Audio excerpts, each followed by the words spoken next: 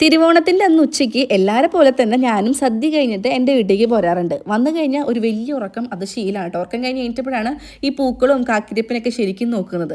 നല്ല സ്മെല്ല് അടുക്കളയിൽ വന്നപ്പോഴാ രാത്രിക്ക് വേണ്ടിയിട്ട് അച്ഛൻ ബീഫ് റെഡി ആക്കിയിട്ടുണ്ട് കേട്ടോ. അച്ഛൻ നല്ല രീതിയിൽ ഈ സാധനങ്ങളൊക്കെ പാചകം ചെയ്യും. ഞാൻ എപ്പോഴും വീട്ടിൽ പറയാറുണ്ടല്ലേ.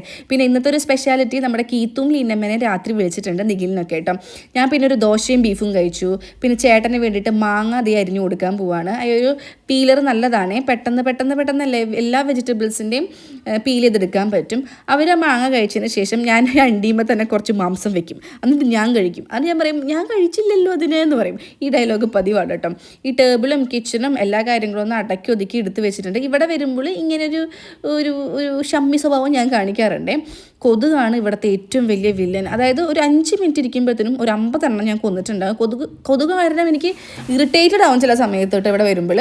അപ്പോഴത്തേനും എന്തേ കീത്തും നിഖിലൊക്കെ എത്തി. എല്ലാവരും കൂടെ ഓണത്തിന് രാത്രി കളറാക്കാന്ന് വെച്ചിട്ടുണ്ടായിരുന്നു. ചാന്തുവിൻ്റെ സഞ്ജുവിൻ്റെ ഒരു കുറവുണ്ടായിരുന്നു കേട്ടോ. അവർ സദ്യ കഴിഞ്ഞ് അവളെ വീട്ടിലേക്ക് പോയിട്ടുണ്ടായിരുന്നു. ഇവർ രണ്ടുപേരും ഓടി കയറി ബീഫ് കഴിക്കാനായിട്ട് കയറി. ഇവർക്ക് ഭയങ്കര ഇഷ്ടമാണ് ഈ നോൺ ഐറ്റംസ് ഒക്കെ. ഇവരെ ബേസ് ചെയ്തിട്ടാണ് അച്ഛൻ ബീഫ് ഉണ്ടാക്കിയത് തന്നെ കേട്ടോ രാത്രി.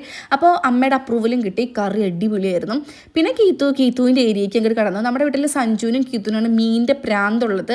കുറേ അക്വേറിയം ഇവിടെ സെറ്റ് ചെയ്ത് വെച്ചിട്ടുണ്ട്. അതൊക്കെ അവളിങ്ങനെ ഡീറ്റെയിൽ ആയിട്ട് നോക്കി. ഞങ്ങൾ ആദ്യമായിട്ട് കാണുന്ന ആൾക്കാരെ പോലെ കുറേ കുസുമ്പ് പറഞ്ഞിരിക്കുകയായിരുന്നു കേട്ടോ. ഞങ്ങളുടെ ഏറ്റവും വലിയ സ്പെഷ്യാലിറ്റി അതാണ്. കുറേ വർത്തമാനം പറയാറുണ്ടോ ഞങ്ങൾക്ക് എപ്പോഴും.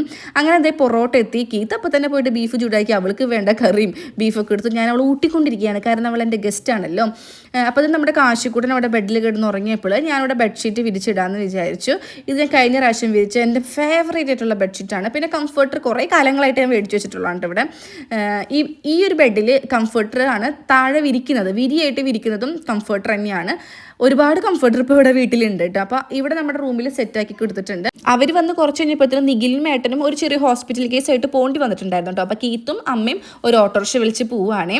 ഞാനപ്പോൾ അതേ കൊതുകിൻ്റെ ശല്യം ഞാൻ പറഞ്ഞല്ലോ. അപ്പോൾ നമ്മുടെ വീട്ടിലേക്ക് വേണ്ടിയിട്ട് അത്യാവശ്യമായിട്ട് ഞാൻ മേടിച്ചാണ് ഈ കൊതുകിൻ്റെ നെറ്റ് വല. അപ്പോൾ അതവിടെ സെറ്റ് ചെയ്ത് കൊടുത്തിട്ടുണ്ട്. നിഖിലും ഏട്ടൻ എത്തിയപ്പോൾ അവരുടെ കൂടെ ഞാനിരുന്ന് ഫുഡ് കഴിച്ചു.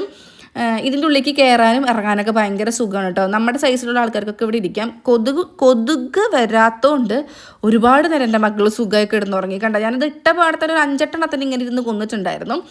അപ്പോൾ നിങ്ങളുടെ ഓണം എങ്ങനെ ഉണ്ടായിരുന്നു എന്ന് കമൻറ്റ് ചെയ്യട്ടാ.